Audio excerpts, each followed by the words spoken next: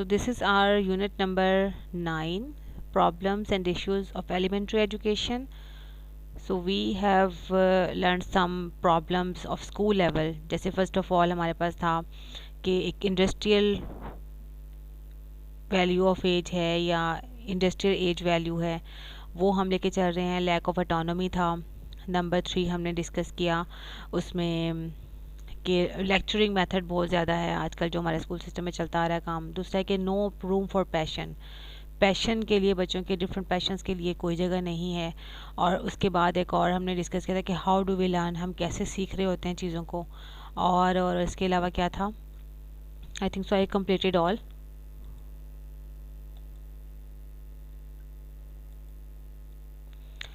Elementary education is typically the first stage of compulsory education, coming between early childhood education and secondary education.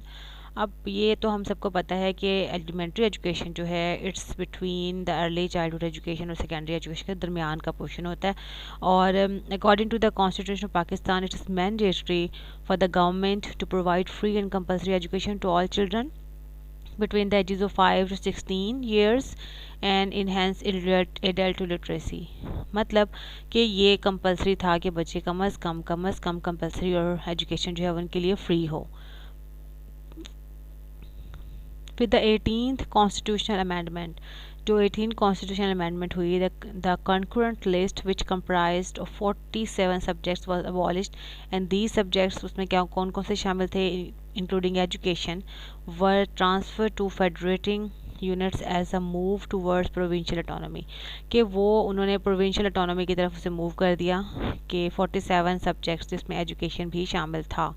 तो ये सबके सबके authority जो थी वो फेडरल गवर्नमेंट को दे दी गई. फीमेल एजुकेशन की बात करते हैं. Having an education is a fundamental right of every citizen, but gender discrepancies still exist in education sector. अब आप देखो कि एजुकेशन लेना और एजुकेशन हासिल करना जो है वो हर पर्सन का राइट है भाई, चाहे वो मेल है या फीमेल है. लेकिन हमारे यहाँ जेंडर डिस्क्रिपेंसीज जो है वो अभी तक एजुकेशन सेक्टर में मौजूद हैं. अब देखो कुछ एरियाज़ ऐसे हैं जहाँ पे फ़ीमेल को अभी भी एजुकेशन मतलब स्कूल्स वगैरह में जाने की परमिशन नहीं होती उनकी फैमिली की तरफ से. वो ये लोग ये समझते हैं कि जस्ट अगर बॉयज़ एजुकेशन ले रहे हैं तो दैट्स एनफ, तो इन्हीं के काम है कि अदरवाइज़ फ़ीमेल के लिए इसका कोई रोल नहीं है एजुकेशन का, हायर एजुकेशन नहीं वो हासिल कर सकती. According to the 2011 human development report of the United Nations development program, approximately twice as many male as female receives a secondary education in Pakistan.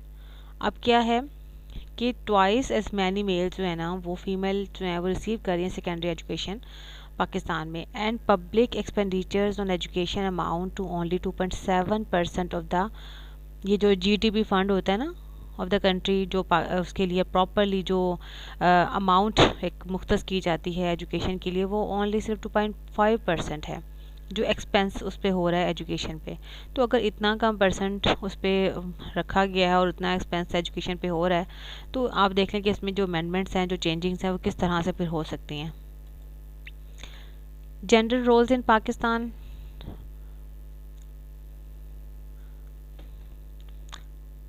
Patriarchal values heavily govern the social structure in Pakistani society. Specifically, a woman is expected to take care of the home as wife and mother, whereas the male dominates outside the home as a breadwinner. अब वही बात जैसे मैंने पहले भी आपसे अभी थोड़ी देर पहले डिस्कस की कि वो ये लोग ये समझते हैं कि बस औरतों ने तो घर चलाना होता है एज अ वाइफ भी एज अ मदर भी, तो उनका काम बस ये कि वो घर में ही खाना वगैरह बनाएं या जो भी है उस तरह के काम उनके हाउस होल्ड वर्क करें. और आदमी का काम है कि वो घर से बाहर जाकर रोज़ी मतलब कि जो अपनी अर्निंग है वो करे और एक्सपेंस उनके पूरे करे अपनी फैमिली के. तो इसलिए जो एजुकेशन है वो आदमी के लिए ज़्यादा ज़रूरी है, औरतों के लिए ज़्यादा ज़रूरी नहीं है. men and women are conceptually segregated into two distinct words. अब उनको दो उसमें उन्होंने अलग से डिवाइड कर दिया है कि the household resources are allocated in the favour of sons due to their role in society outside the home. क्योंकि जो हाउस होल्ड रिसोर्सेज मतलब जो एक्सपेंसिव जिस पे काम एक्सपेंस होना है या जिसके लिए पैसे की ज़रूरत है वो वाले सारे काम उनको जिम्मेदारी को पूरा करना है जो है वो मेल पे कर दिया गया है. और जो घर के काम हैं लाइक वो सब औरतों के लिए, इसी वजह से कि education for boys is prioritised over girls, इसीलिए गर्ल्स पे गर्ल्स की बजाय बॉयज़ की एजुकेशन को ज़्यादा प्रेफरेंस दी जाती है, because it is perceive that the boy must be equipped with educational skills to compete the resources in the public arena.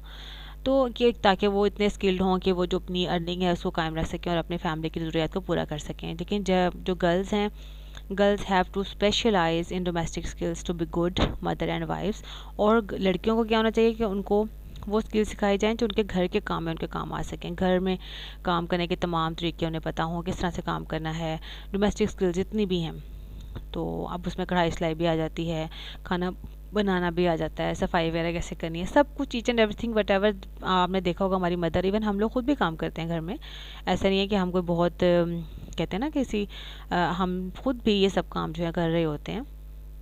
लेकिन समटाइम कुछ लोगों की थिंकिंग ऐसी होती है कि वो कंसीडर ही नहीं करते कि हम बच्चों को या बच्चियों को ख़ास तौर पे बाहर जाके पढ़ने की इजाज़त दें, तो वो फिर थोड़ा गलत हो जाता है। अदरवाइज़ एजुकेशन ये नहीं कहती कि आप इन सारे हाउस होल्ड स्किल से हाथ उठा लें और बिल्कुल फारिग हो जाएं, बल्कि हमें वो सब काम करने होते हैं साथ साथ। Hence education is not perceived as being important for girls. और यही समझा जाता था कि एजुकेशन जो है वो गर्ल्स के लिए इतनी इम्पॉर्टेंट नहीं है। लेकिन मोस्टली अगर हम आज के सिनेरियो में देखें, बात करें, तो हम देखते हैं कि हमारी जो स्ट्रेंथ है वो बॉयज़ की भी उतनी है सेकेंडरी लेवल तक, और गर्ल्स की भी उतनी है। इवन कॉलेजेस में अब लड़के और लड़कियां दोनों इक्वली एजुकेशन ले रहे हैं। लेकिन कहीं पे कुछ एरियाज़ ऐसे हैं स्टिल, पाकिस्तान में अभी भी कुछ एरियाज़ ऐसे हैं जहाँ पे ये रेशो हमें देखने में आती है कि बॉयज़ को ज़्यादा प्रेफरेंस है और गर्ल्स को नहीं है। हम लोग तो अपने सिटी की बात करते हैं ना, वहाँ पर देख रहे होते हैं। और फीमेल एजुकेशन बहुत इम्पॉर्टेंट है, जिसके बगैर कहती हूँ कि अगर कहते हैं ना एक पढ़ी लिखी अगर औरत है तो वो एक पढ़ी लिखी माँ भी है, और वो फिर अपने बच्चों को ज़्यादा अच्छे तरीके से ट्रीट कर सकती है। अब देखो, education has been of central significance to the development of human society. It can be the beginning, not only the individual knowledge, information and awareness, but also a holistic strategy for development and change. अब education की तरह वजह से क्या होता है कि development भी होती है, चेंज भी होता है, आपको अवेयरनेस मिलती है, आप नॉलेज हासिल करते हैं। तो ह्यूमन सोसाइटी की डेवलपमेंट के लिए एजुकेशन एक बहुत इम्पॉर्टेंट रोल अदा करती रही है, कर रही है। तो very connected to the woman's ability to form social relationship on the basis of equality with others and to achieve the important social goods of self respect। अब आप देखो कि सेल्फ रिस्पेक्ट के हवाले से या सोशल रिलेशनशिप्स के हवाले से अगर बात करें, तो हम एजुकेशन को कनेक्ट कर सकते हैं वुमेन्स एबिलिटी के साथ कि सोशल रिलेशनशिप बिल्ड करने हैं, ज़ाहिर है उसने भी सोसाइटी में मूव करना है, रहना है, तो it's very important for the females to get education. अब रूरल और अर्बन के अगर हम कंपैरिजन करें, तो in the year 2006 the literacy rate in the urban area was recorded 58.3%। जो लिटरेसी रेट था ना वो 58% था, while in the rural area it was 28.3% and only 12% among rural women. और उसमें 28 था सिर्फ और सिर्फ जो रूरल वुमेन थी उसने 12% जो थी वो एजुकेशन ली थी। An interesting factor in this context is that female involvement was recorded highest at the primary level, कि प्राइमरी लेवल पे उनकी जो इन्वॉल्वमेंट है या उनके एडमिशन्स हैं वो बच्चियों को ज़्यादा करवाए गए। But it progressively decrease at the secondary, college और टर्शियरी लेवल। लेकिन आहिस्ता आहिस्ता क्या हुआ कि जैसे जब 5वीं क्लास बच्चों ने पढ़ ली तो उसके बाद उनको एडमिशन फर्दर आगे नहीं करवाया गया कि बस उन्हें पढ़ना लिखना आ गया है तो अब ज़रूरी नहीं है कि आगे वो मज़ीद एजुकेशन लें। ठीक है, it was estimated that less than 3% of the 17 to 23 age group of girls have access to higher education. अब देखो कि जो 17 से 23 साल की लड़कियां होंगी वो मोस्टली उस एज में मास्टर्स तक की जो तालीम लेती है, मतलब यूनिवर्सिटी एजुकेशन जो होती है, वो सिर्फ और सिर्फ ऑन दी होल 3% ये कंसिडर किया कि ऐसा ये एस्टिमेट लगाया गया था। लेकिन आजकल ये 2006 की बात है, बट इट्स नाउ इट्स 2020। अब 2020 में अगर दोबारा से रिसर्च हो प्रॉपरली सही तरीके से, तो हम देखेंगे कि मेरा तो ख्याल है कि जो फीमेल एजुकेशन है उसकी रेशो ज़्यादा बढ़ गई है।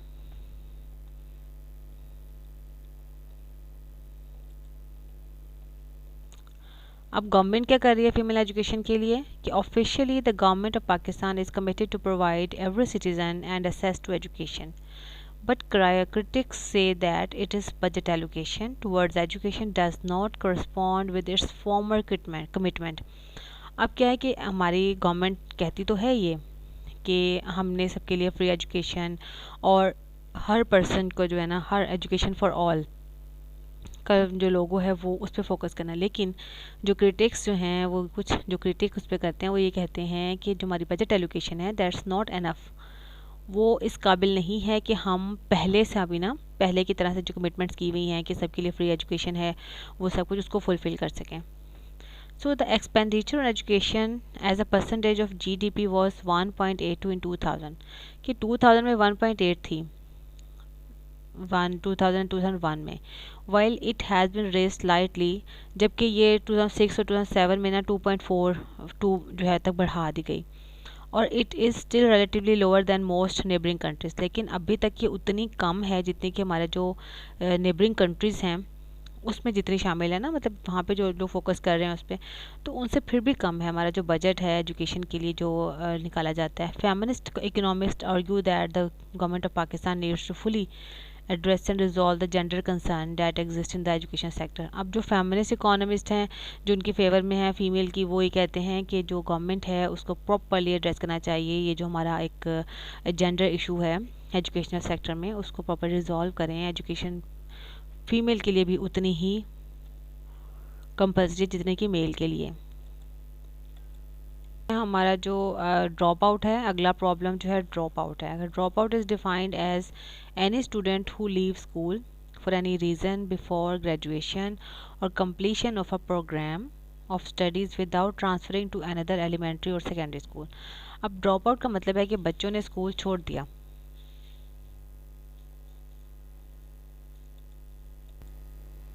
चलें कंप्लीट कर लेते हैं हम अपना लेसन.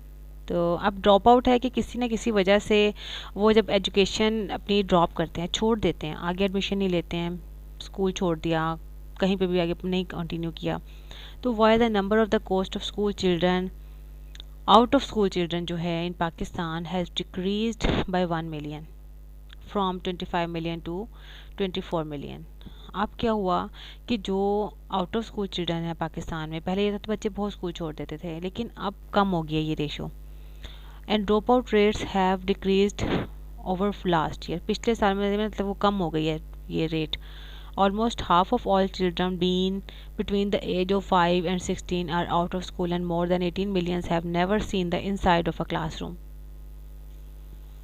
कि देखो जो 18 मिलियन बच्चे ऐसे हैं जिन्होंने अभी मतलब कि ऐसा है ही नहीं कि उन्होंने क्लासरूम ही नहीं देखा, उन्होंने स्कूल का एडमिशन ही नहीं लिया, कभी भी स्कूल नहीं गए वो. Gender disparity is also evident in school environment enrollment rates, but over half of all the girls out of school compared to 43% of the boys. अब देखो कि out of the school, school से बाहर जितनी भी गर्ल्स हैं वो फिर भी 43% हैं बॉयज़ के साथ अगर हम उसको कंपेयर करें तब भी वो रेशो उनकी ज़्यादा है.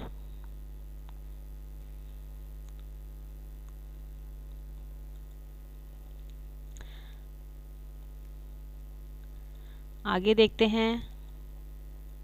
Enrolment remains the greatest challenge. अब क्या है कि एनरोलमेंट एक अभी भी ग्रेटेस्ट चैलेंज है.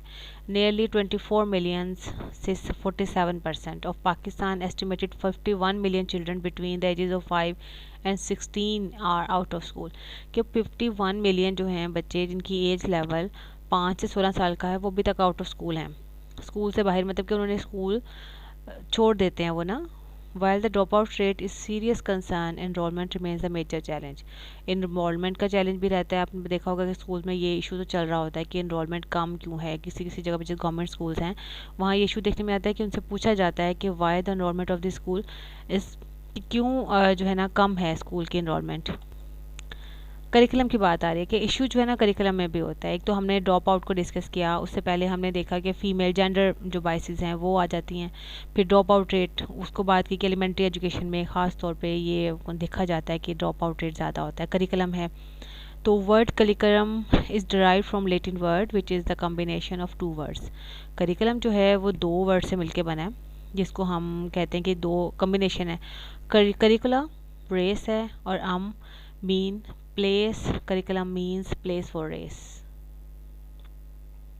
करिकुलम डेवलपमेंट और transformation is one of the critical challenges of any successful institution. अब देखो, जो करिकुलम डेवलपमेंट है और जो करिकुलम ट्रांसफॉर्मेशन है वो एक क्रिटिकल चैलेंज है सक्सेसफुल इंस्टीट्यूशन के लिए। आपका करिकुलम अगर सही तरह से डेवलप हो गया, देन उसको ट्रांसफॉर्म भी तो करना है ना, उसको इम्प्लीमेंट करना है आपने, अपने जो स्टूडेंट्स हैं उस पर। टीचर्स इम्प्लीमेंट करते हैं मोस्टली। तो innovative and demand driven curriculum, innovative ऐसा होता है कि जैसे डिमांड ड्रिवन जो स्टूडेंट्स की नीड के अकॉर्डिंग होता है, और जो डिमांड ड्रिवन है मतलब एक जैसे हमारी नीड ऑफ द डे है, हमारे जो सोसाइटी डिमांड कर रही है, हमारे जो ग्लोबल लेवल पे जिन चीज़ों की ज़रूरत है उस तरह की चीज़ें करिकुलम में शामिल कर ली हैं। तो फिर उससे क्या होगा कि स्कूल और कॉलेजेस जो हैं वो रेलेवेंट रहेंगे to be one step ahead of its rivals, competitors. जो कंपेटिटर्स हैं दूसरे कंट्रीज़ हैं जहाँ पे एजुकेशन की फील्ड में बहुत काम हो रहा है, तो आप उससे एक स्टेप आगे रहते हो अगर आपका करिकुलम डिमांड ड्रिवन है या फिर इनोवेटिव है, उसमें नई चीज़ें शामिल की गई हैं। तो set trends and lead change in order to survive करने के लिए चेंज में आता है। Curriculum development is a rational and responsible process. अब करिकुलम डेवलपमेंट क्या है कि रिस्पॉन्सिबल प्रोसेस है, क्योंकि आपकी डेवलपमेंट करिकुलम की उन्हीं बेस पे होती है जो कि बेसिक चीज़ें होती हैं सक्सेसफुल कंट्री के लिए। It must be plan carefully and consciously. तो इसको बहुत अच्छे तरीके से प्लान करना चाहिए और कॉन्शियसली करना चाहिए। ये ना हो कि वो नीड्स कुछ और हैं और हमने करिकुलम कुछ और तरह से बना लिया है, तो फिर क्या होगा कि फिर फ़ायदा नहीं होगा उस सारे करिकुलम को बनाने का। तो that's why it's very important कि हम इन सब चीज़ों को साथ लेके चलें। कुछ फैक्टर्स हैं जो अफेक्ट करते हैं करिकुलम डेवलपमेंट इन पाकिस्तान में। तो उसके लिए क्या कि लैक ऑफ अलाइनमेंट है, इकोनॉमिक प्रॉब्लम्स हैं और पॉलिटिकल इंटरफियरेंस है, इनएडिक्वेट evaluation, disapproval of society, curriculum more urbanized, lack of in-service training and lack of commitment of national philosophy. So these are the factors that are affecting the development of curriculum in Pakistan. Mostly ऐसा होता है कि ये सारे factors जो है मिलके curriculum development को affect कर रहे हैं, still कर रहे हैं अब भी।